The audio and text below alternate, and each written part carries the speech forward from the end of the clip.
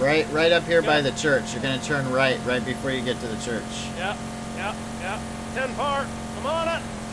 There we go. There, I just heard another vehicle. Good. Oh no. Yep.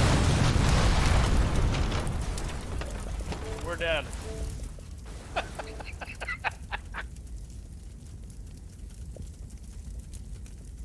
I am Batman. Average Sniper. What's up, guys? Average Sniper here, bringing you another PlayerUnknown's Battlegrounds Xbox video. And today I want to talk to you guys about surviving a top 10 situation in a solo and bringing home that chicken dinner. So before I get started, I just want you guys to know I have a lot of hours in PUBG and a lot of experience. And even though I'm definitely not the best PUBG player out there, I like to make videos for the average player, not really for the professional player. There's so many people out there that still have not got their first chicken dinner, that still struggle in the top 10 situations. And this is just a tutorial, or basically just how I do it, in hopes that it will help you out. So if you are a pro player and you already know how to do this and you're looking for like professional tips and tricks, then this is not the video for you, but you might find it entertaining either way. So I get messages and comments and things like that all the time of people saying, I have still not got a chicken dinner, or I have like so many top 10s, but I just can't seem to finish it off most of the time. And I get stuck in like third or fourth place, or even second place. It really sucks getting second place because you were so close. So this is what I do when I'm in a top 10 situation, and I don't necessarily have the best circle. As you can see, I just sniped that guy, and I see another guy laying down right here. I don't know what those two guys were doing, but they got sniped. So always look for people laying down in the grass. When you get in the top 10 situation, especially when you're playing third person, you're going to find people laying down in the grass like crazy. Now, you might be wondering why I'm looting here, and the only reason I'm looting is because I only had a Tommy gun and a sniper rifle up to this point. So there's only 5 people left, and I finally found an assault rifle. I had found an M16 prior to the Tommy gun, but I didn't really want to keep that. So I would say keep the looting to a minimum in top 10 situations unless you absolutely have to, unless you feel that the gun you have is not going to be able to get that chicken dinner. Keep your ears open. The only reason I knew this guy was here is because I listened to him. I heard his footsteps coming up. If you don't have a good headset, you're going to have a hard time in the top 10 circles. A good headset is very important. You need to know the direction that the enemies are coming from, and they will not be able to sneak up on you without you hearing some kind of footsteps. So if you have a bad headset, or if you're playing your audio through your TV instead of your headset, that's going to be a major problem. Invest in a good headset and listen. Now, let's say you're in this situation. There's only a few people left. What should you do? Now, usually you don't want to get in a big gunfight unless you have to, because there's only 3 alive, which means it's you and 2 other people, and that's going to give away your position. But if you see an enemy that you can take out, 100% take out, then you need to do it. Everyone left is a threat in the top 10 circles. So if you get the opportunity to kill an enemy, do it. Don't take pot shots from one end of the circle to the other. Only do it if it's a sure thing. And I think this is a major problem for a lot of people in the top 10 circles, is they will shoot at everything. Now, as you can see, I'm noticing this guy behind the tree, but I'm having trouble seeing his head. So I keep kind of moving to the right until I got his head, and then I take that headshot, and now we are in a 1v1 situation. Look at the circle, and you probably want to move away from where you just were. If you just killed somebody and it's only a 1v1, you probably want to move a little bit away from where you just were, because that final enemy has probably heard the gunshot and is probably on his way to finish you off. Now, I saw him out of the corner of my eye right here, and I know that he's behind one of these trees.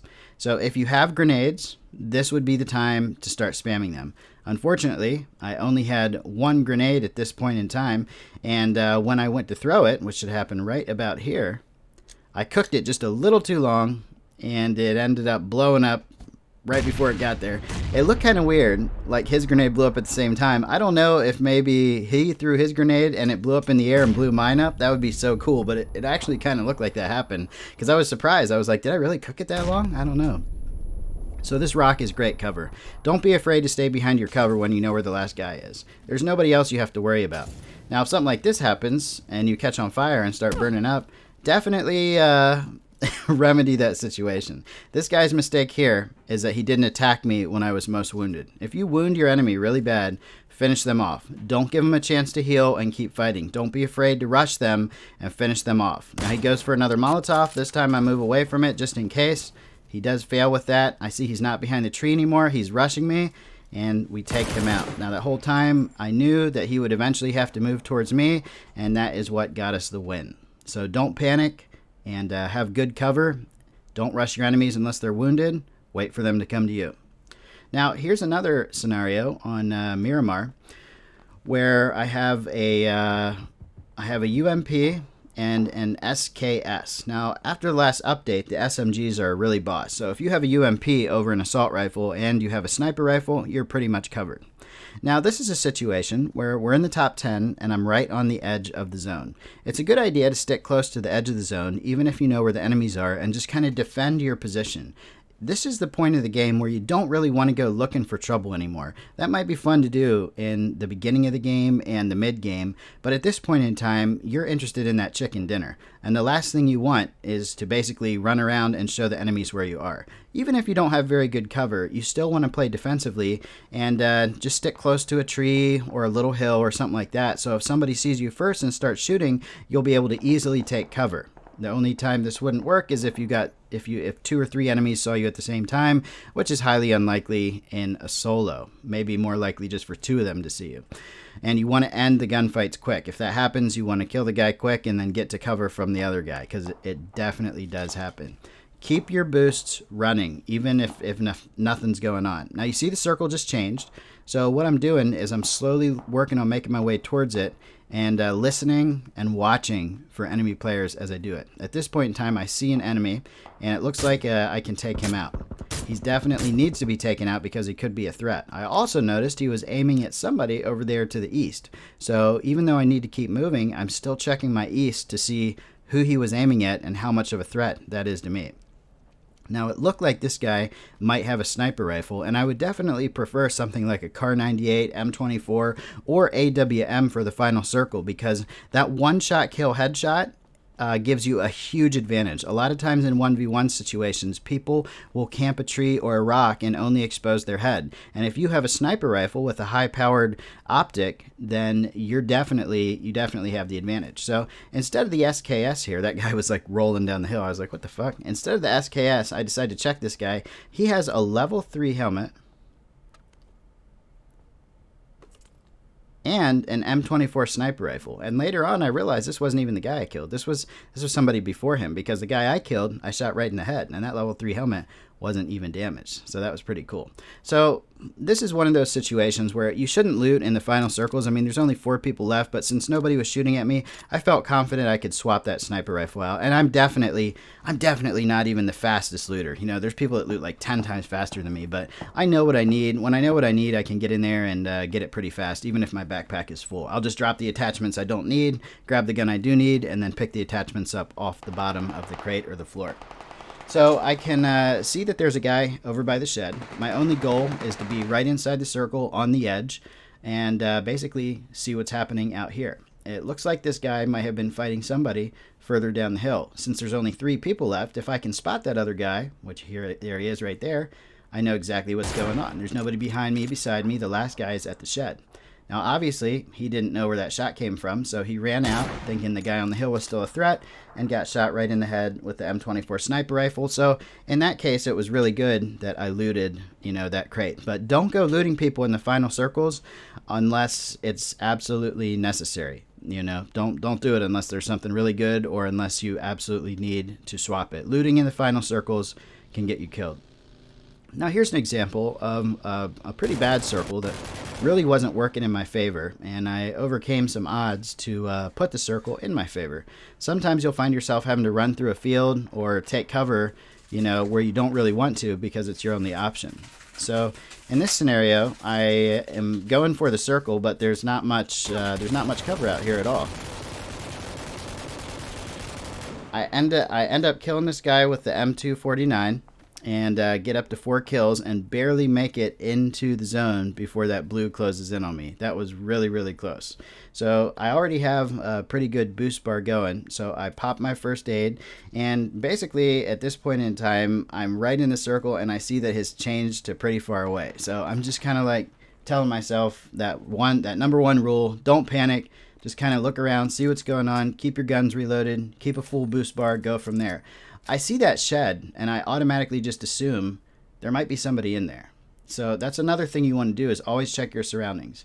And I do end up seeing a guy in there, and he's aiming right over here, and I end up popping him with the sniper rifle right in the head. Right when I do that, another guy comes around the corner, and I think he heard the shot and was basically just coming to capitalize on that, but he didn't. So stay in cover as much as you can, but if you have to engage enemies, do it. But like I said in the first one, make sure it's a kill shot. You don't want to start taking pot shots at people, especially when you have to run towards the blue, or run away from the blue towards a new safe zone, and there could be enemies there that now know your position because you were taking pot shots. I feel pretty safe looting here because there doesn't seem to be anybody else around, basically.